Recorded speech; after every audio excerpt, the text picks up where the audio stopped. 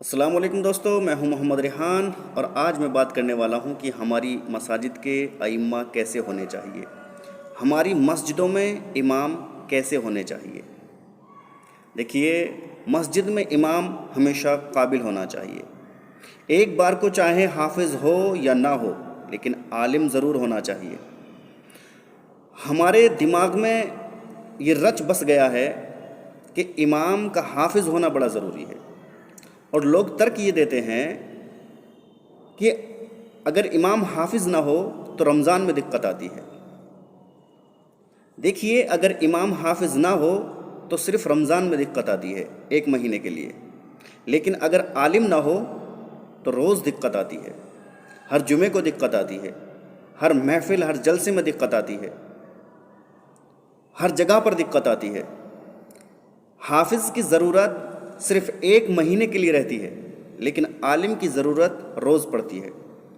روز کسی نہ کسی کو مسئلہ پوچھنا ہے، روز کسی نہ کسی کو کوئی فتویٰ حاصل کرنا ہے، ہر جمعے کو 8ویں دن تقریر کرنی ہے، کہیں جلسے جلوس میں بھی تقریر کرنی ہے، تو عالم کی ضرورت ہمیشہ رہتی ہے۔ عالم کی ضرورت جب ہمیشہ رہتی ہے تو امام عالم ہونا چاہیے۔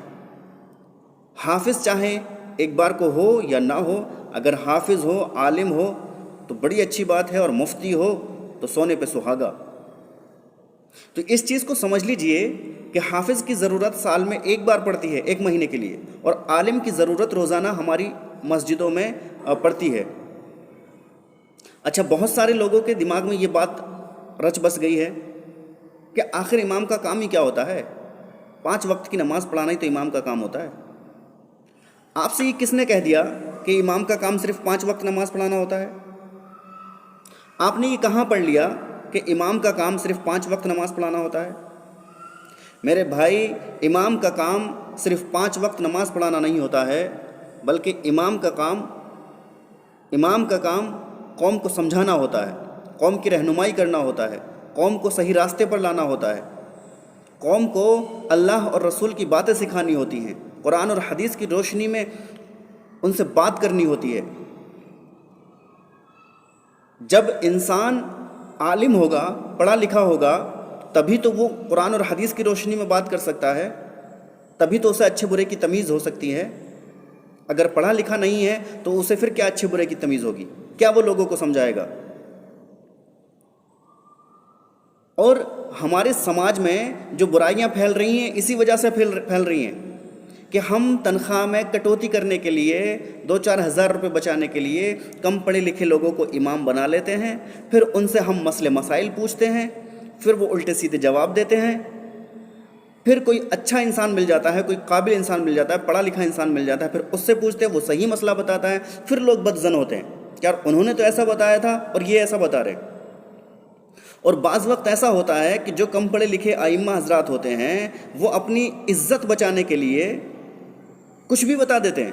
مان لو 4 آدمیوں میں کسی نے مسئلہ پوچھ لیا اور ان کو پتہ نہیں ہے، اب وہ کچھ ایسے دماغ کے ہوتے ہیں، اب وہ سوچ رہے کہ میری بے عزتی ہو جائے گی اگر نہیں بولوں گا تو وہ کچھ بھی بول دیتے ہیں، حالانکہ ان کو حق بھی نہیں تھا مسئلہ بتانے کا، یہ فتویٰ دینے کا ان کو حق بھی نہیں تھا، اور وہ دے گزرتے ہیں۔ جبکہ اللہ کے رسول صلی اللہ تعالیٰ علیہ وسلم فرماتے ہیں کہ اگر کسی نے کوئی ایسا فتویٰ دیا جس کے بارے میں اسے جانکاری نہیں ہے، تو اس پر زمین اور آسمان کے فرشتے لعنت بھیجتے ہیں۔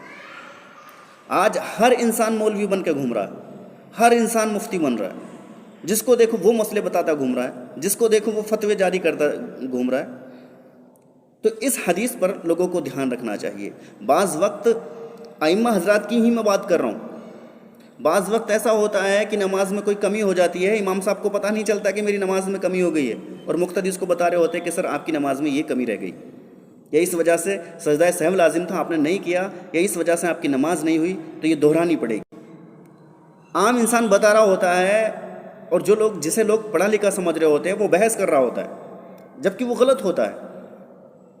بہت سے مسئلے ایسے پیش آتے ہیں، بہت ساری جگہوں پر ایسا دیکھا جاتا ہے۔ تو سب سے پہلی چیز تو ہمیں یہ کرنی ہے کہ ہمارا امام چاہے حافظ ہو یا نہ ہو، لیکن عالم ضرور ہونا چاہیے۔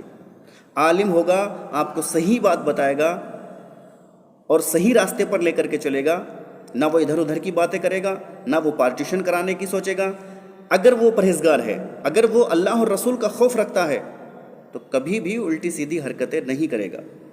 ایک چیز اور، نہ ہی وہ آپ کی چاپلوسی کرے گا۔ کم پڑھا لکھا انسان اس کو روزی روٹی کا ذریعہ سمجھ کے وہ کام کرتا ہے امامت کا، تو اس کو ڈر بھی رہتا ہے کہ کہیں ہماری امامت چھوٹ نہ جائے، اگر کچھ کہیں گے تو یہ کمیٹی والے یا محلے والے ہمارا جو ہے بائیکاٹ کر دیں گے، ہم سے ناراض ہو جائیں گے، ہم سے خلاف ہو جائیں گے، تو ہمیں جگہ چھوڑ کر کے جانی پڑے گی۔ اس وجہ سے غلط باتوں پر بھی بیچارہ امام نہیں بول پاتا ہے، کیونکہ اسے اپنی روزی روٹی کی فکر ہوتی ہے، اور ہر جگہ وہ شفٹ ہو نہیں سکتا، ہر جگہ کام نہیں کر سکتا۔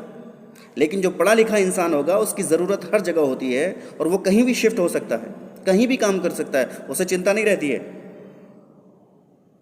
تو وہ کسی کی چاپلوسی بھی نہیں کرتا اور اچھے سے قوم کو لے کر کے چلتا ہے۔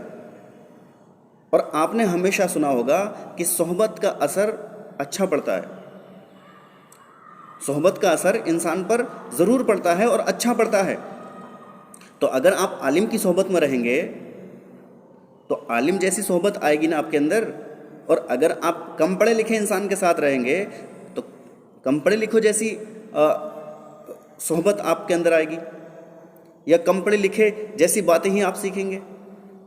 تو اس چیز کو دھیان میں رکھیے کہ بھلے ہی ہمیں 2-4 ہزار روپے فالتو دینے پڑ جائیں، لیکن ہماری مسجد کا امام عالم یا مفتی ہو۔